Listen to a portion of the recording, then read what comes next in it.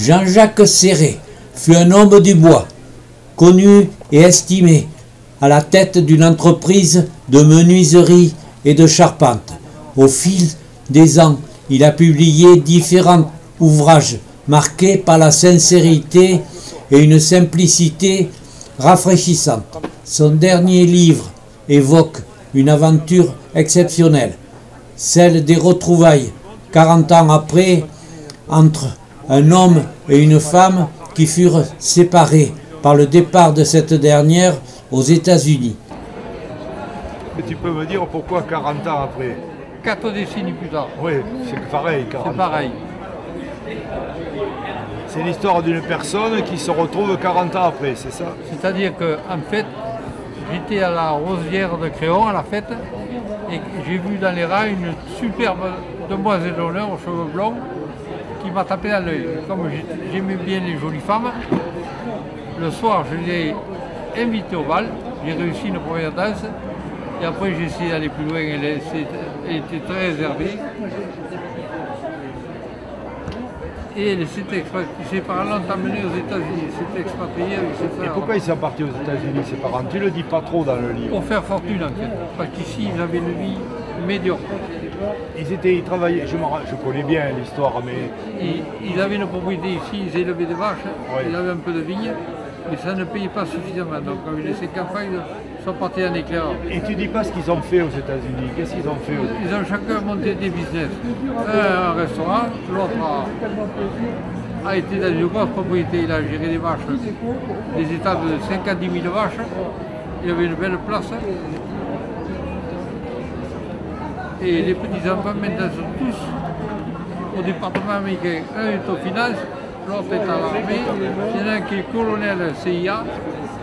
Et tu dis pas surtout, eux, quand ils sont arrivés aux États-Unis, comment ça s'est passé? Elle t'a raconté l'arrivée aux États-Unis, ça a été compliqué, difficile? Non, pas tout, parce qu'il y avait un oncle qui était parti là-bas. Ah, d'accord. Par contre, il ne parlait pas la langue, et donc ils ont obligé tous aller à l'école pour apprendre ça, apprendre l'anglais.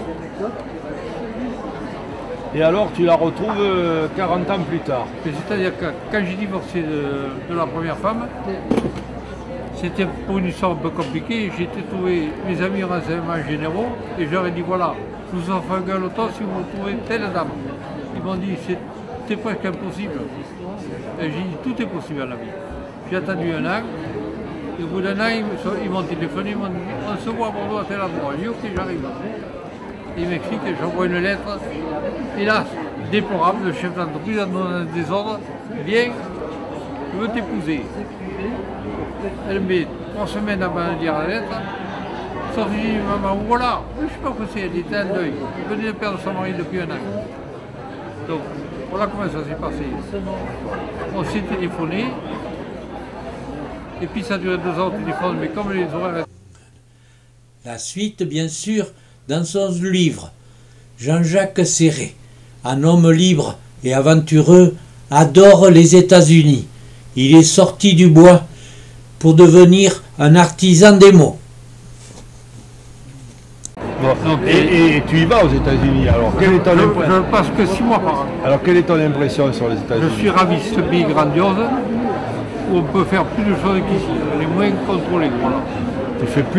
T'es plus libre là-bas? Oui, sauf avec la douane, j'ai souvent des inconvénients parce que oui, j'ai vu que je fais des conneries, mais bon, oui.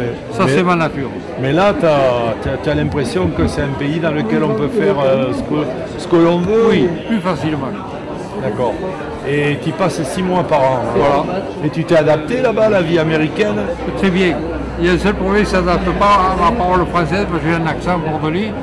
Et comme je parle très mal l'anglais, je n'ai pas été à l'école moi. Ouais. Mais tu arrives quand même à participer à la vie?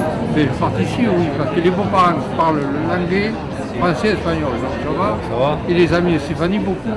Dont la 13e fortune américaine, c'est un Libanais qui parle très bien le français.